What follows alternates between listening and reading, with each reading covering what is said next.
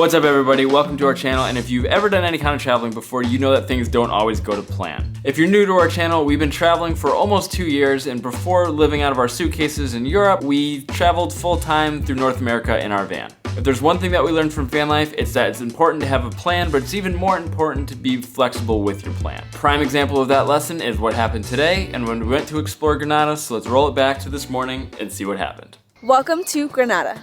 If you guys watched our last video, you'll know that we had the choice between going to Granada or Malaga, and we decided Granada. And we're gonna see what makes this place so special. We're walking up to the Mirador de San Nicolas, which is the viewpoint of the Alhambra, and it's one of the most amazing viewpoints in all of Granada. Do not drive up here. I drove our car up here because I didn't realize you should not, and these roads are so narrow. They're all like old stone, not even cobblestone, just straight up old stone, barely wide enough for a little renter car, and it was a nightmare. So park in the city center, find some street parking, and then just walk here. It's quite the trek up to the top, so it was kind of a scary experience because the streets were so narrow. Obviously we're in a foreign country, so it was a little scary, but found a parking spot. Now we're walking up.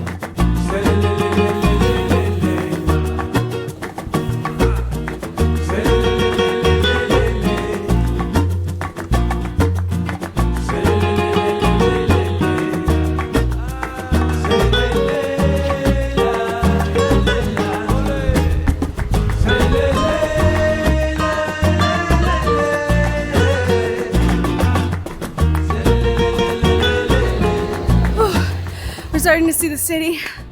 These hills are steep.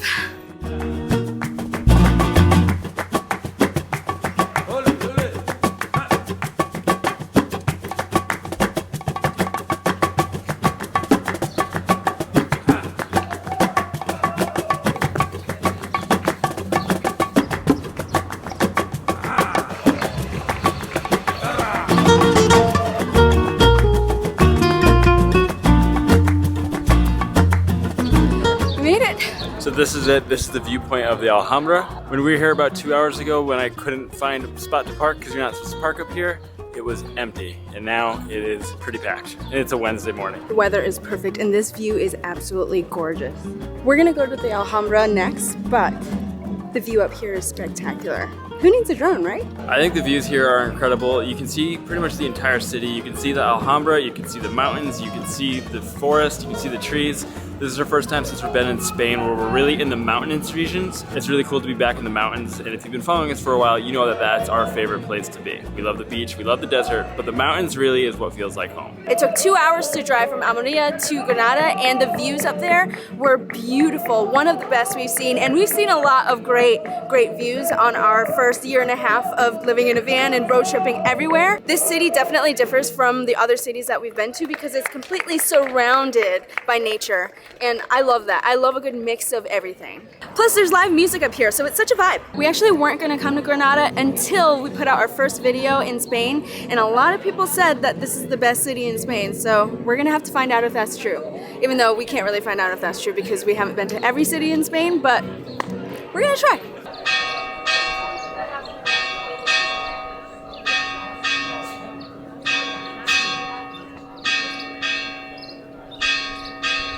If you're planning on coming to Granada, you should know that this is the #1 sunset spot. Literally everything that you read says that this is the spot to come to for sunset. Since we're not gonna be here for sunset though, because we do have to make it back to Almeria tonight, we're here midday and it's still just as beautiful, but I can imagine what it would be like with the nice golden glow. It's a party. It's definitely a vibe up here.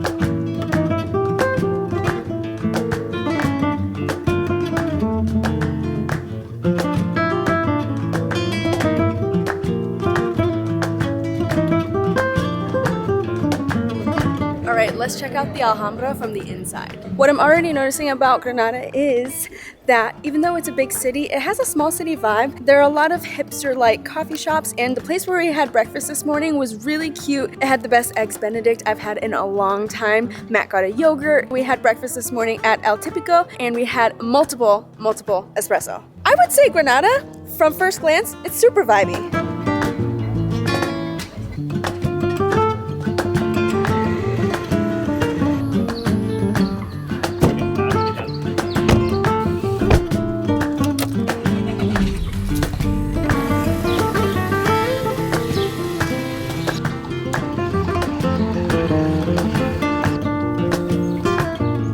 You guys don't know how grateful I am that Matt drives everywhere. Like, driving in this city is a little scary because of all of the pedestrians and all of the narrow streets.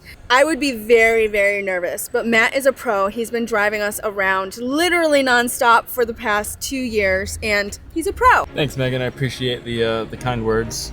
I owe it all to myself for being a safe driver, my mom for birthing me. That was a great speech, Matt. Great speech. I'm a pretty humble guy, but I know when to be proud of my accomplishments. You should be. You should be.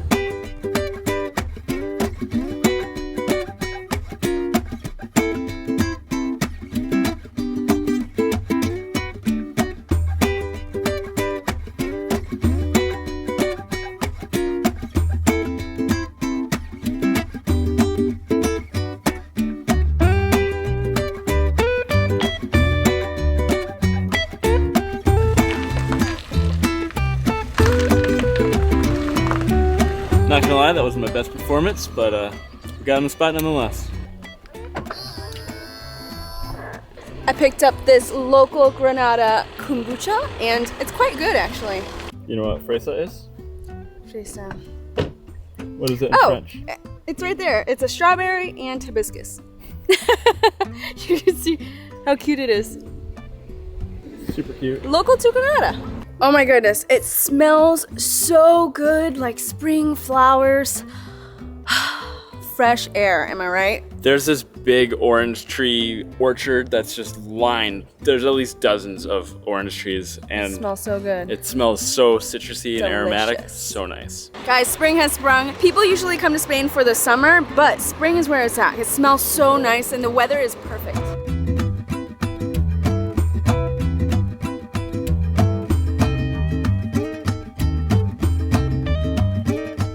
All right, we were supposed to book our tickets in advance, but we didn't because they were all sold out online, except for the really expensive ones, and we didn't want to pay 160 euro to come in, so we're gonna try our best.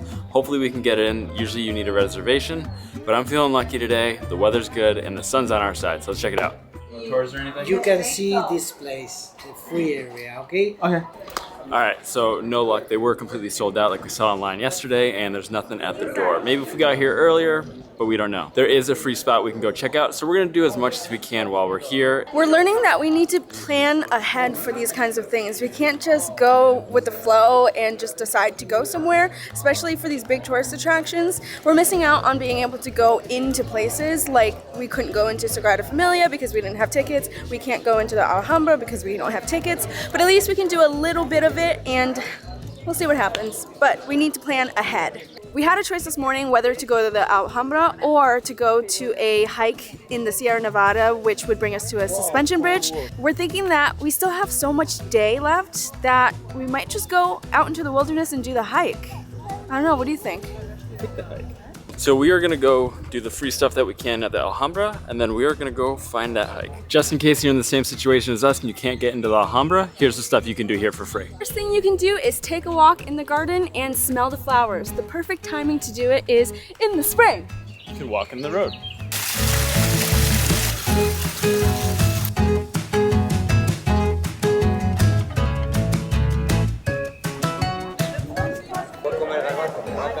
So we're able to walk along the promenade, but we're not able to get into any of the buildings.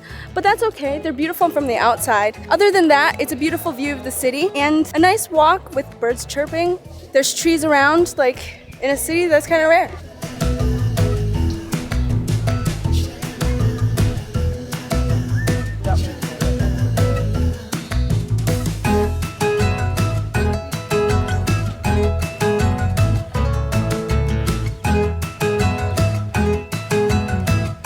Garden smells so nice, and everyone's a lot quieter over here, less crowded. You can hear the birds. It's green, which is amazing. After spending so much time in cities, seeing green is like, it's it. I love it here. I think we've done just about all we can do without actually being able to go inside Alhambra, and this is just a really cool place, even if you can't go inside. So it's worth coming out to, but it's probably even more worth it if you actually make it into it. But we're gonna go check out this hike, so let's get to it. But first, we need to get something to eat. What's this? We're at Genil Asador, which is just a random restaurant I found that was nearby where we were and nearby where we're going. So we're stopping to get some food. Morale is getting a little low from 50% of us, but we're working to change that right now. I'll be honest, I'm not feeling too well, but Matt is carrying the team for us right now. Honestly, the number one thing we've learned about traveling is everyone needs to stay fed all the time. So that's what we're doing here, and I'm starving. These are the grandma's recipe croquettes, and I cannot wait to try them. This has been one of our favorite dishes to eat in all of Spain. It's the croquettes. It's usually just a fried ball of some kind of delicious flavoring. Let's dig in. I don't know what grandma put in there, but it's pretty tasty. That's really good. Instant croquettes have kind of been a hit or a miss, but this one is quite tasty. It's super simple. It's not too liquidy and it's not too firm. It's kind of actually perfect. Not super fancy either, which I like. This is the first olive I've ever seen that still has the branch attached to it. So that's how you know it's fresh. And I wonder if there's an olive tree that they actually picked this from. I think this might be like the freshest olive ever, considering it's still attached to the stem. It doesn't taste like it's been soaking in any kind of like the vinegar or whatever they usually put olives in. It tastes very strongly of olive, if that makes any sense. Fresh off the tree, I think is what I'm trying to say. Hey, kitty.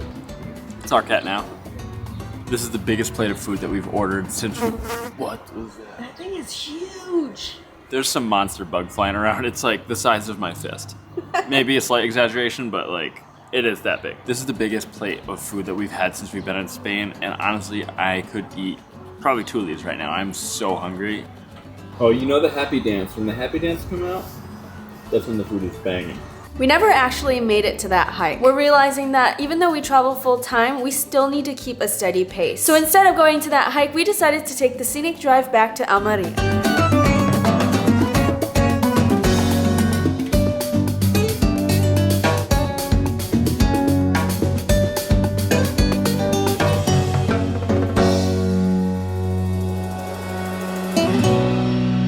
We're at the gas station for the very first time in Europe, and this is totally different than how they do it in the US.